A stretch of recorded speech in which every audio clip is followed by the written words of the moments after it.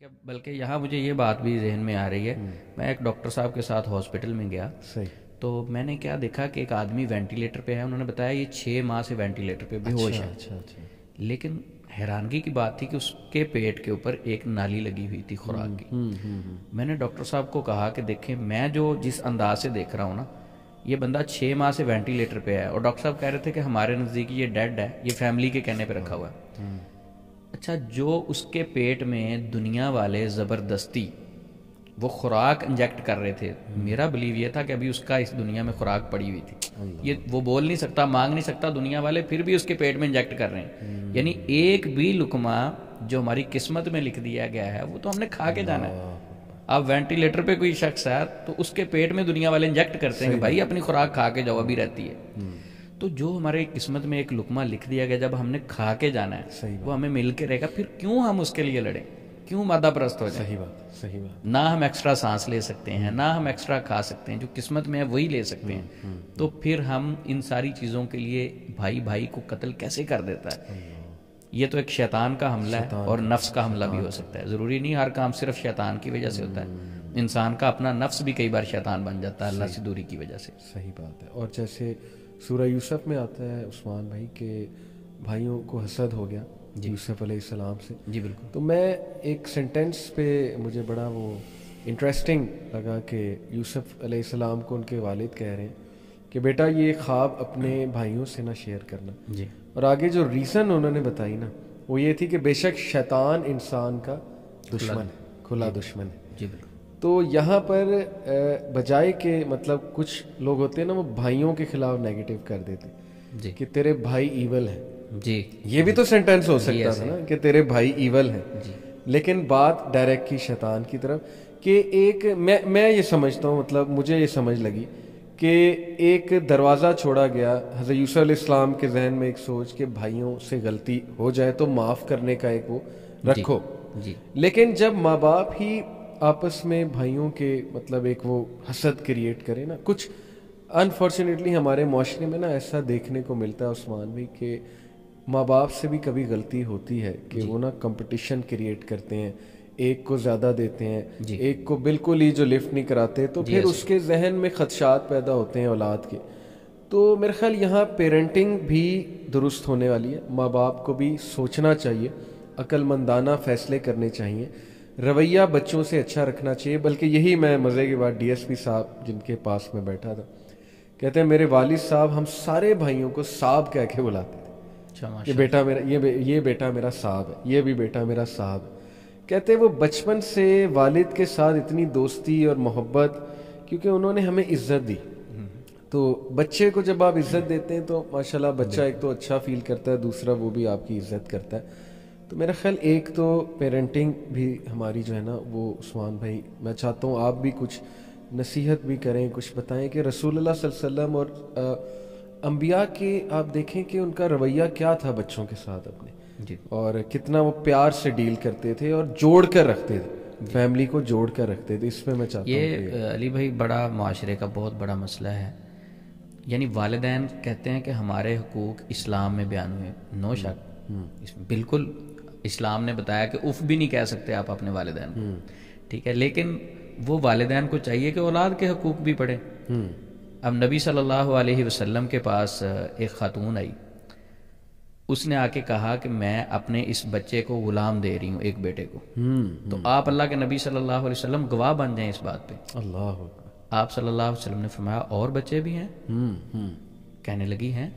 آپ نے فرمایا ساری اولاد کو دے رہے ہیں یہ برابر؟ جب کہا ساری اولاد کو آپ برابر دے رہے ہیں، کہتے نہیں صرف وہ اس کو ہی دے رہے ہیں.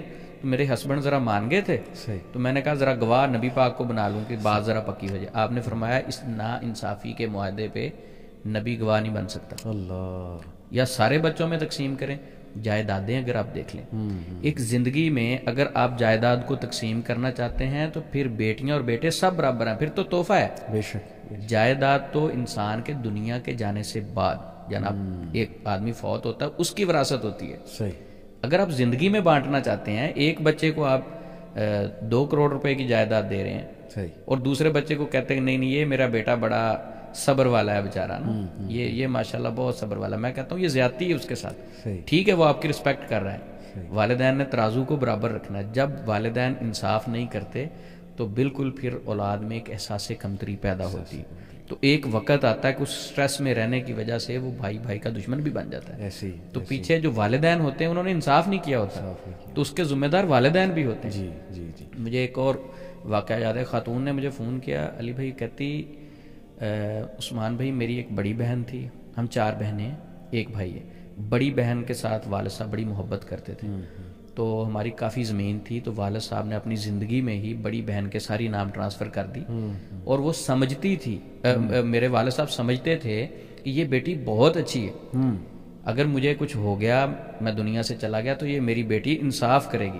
اب روٹ کو اس نے چینج کیا.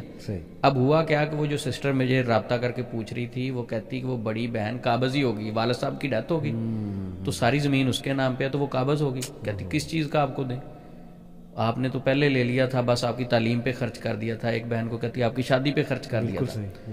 تو کیا ہے, والدین کو چاہیے وہ روٹ اختیار کریں جو اسلام نے ہمیں دیا. تو جب ہم اسلام کو چھوڑ کے اپنی عقل لگانے کی کوشش کرتے ہیں, اصل علم تو اللہ کے پاس ہے نا, تو اللہ نے جو ایک روٹ دے دیا ہے اس کو جب ہم چھوڑ کے ادھر ادھر کی عقل والی باتیں ڈالنے کی کوشش کرتے ہیں تو پھر اکثر مسائل پیدا ہونا شروع ہو جاتے ہیں.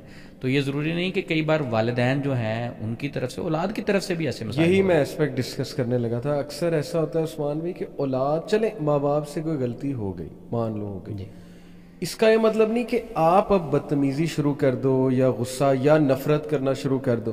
کئی لوگ ایسے ہیں کہ وہ نہ کہتے ہیں کہ نہیں یہ کیوں کیا انہوں نے, ان کے فیصلے صحیح نہیں تھے, وہ پھر ماں باپ سے نفرت کرنے لگ جاتے ہیں, بلیم کرنے لگ جاتے ہیں. یہاں تک دیکھنے کو ملا کہ یعنی ماں باپ سے علیحدہ بھی ہو گئے لوگ کہ نہیں جی ان کی وجہ سے یہ ہوا ہے. ان کے ایون فوت ہونے کے بعد بھی ماں باپ کو بلیم کرنا.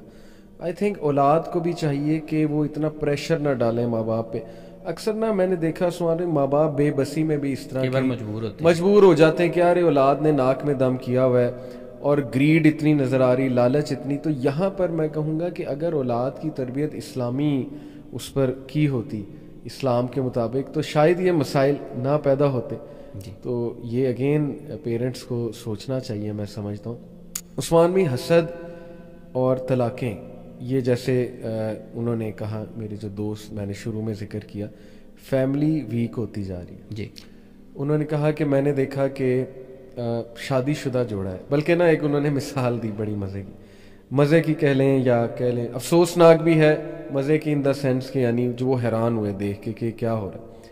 کہتے ہیں میرے پاس ایک شادی شدہ جوڑا آیا اور کوئی کمپلین کرانے آئے تھے اپنے کو فیملی میٹر میں, کسی اور کی کمپلین. میں نے انہیں کہا آپ بیٹھیے, تشریف رکھیے. کہتے تقریباً آدھا گھنٹہ بیٹھے. کہتے آدھا گھنٹہ دونوں نے ایک دوسرے سے کوئی بات نہیں کی, حالانکہ شادی شدہ جوڑا, کوئی بات نہیں کی انہوں نے آدھا گھنٹہ. میں آبزرو کر رہا تھا. کہتے مجھے بڑی حیرانگی, میں نے تو ان سے پہلے پوچھا کہ آپ دونوں میں معاملات ٹھیک ہے, چلو باقی کمپلینٹ تو بات کی بات ہے. تو کہتے ہاں ٹھیک ہے, لیکن کہتے مجھے بڑا عجیب فیل ہوا کہ آپ نے مطلب کوئی آپس میں نہ کوئی بات کی, ناراضگی لگ رہی تھی, ایسا لگ رہا تھا ناراض ہیں ایک دوسرے سے. تو بتانا یہ چاہ رہے تھے کہ جب ایسا ہوتا ہے نا کہ میاں بیوی اتنے نظر نہ آئے, ایک اسٹرکچر نظر نہ آئے, تو بچوں پہ بھی اثر آتا ہے. جی, پھر ظاہر ہے کہ اکثر ایسا کہتے ہیں, میں نے دیکھا کہ میاں کا افیئر باہر چل رہا ہوتا ہے, کیونکہ اس کو گھر میں شکایات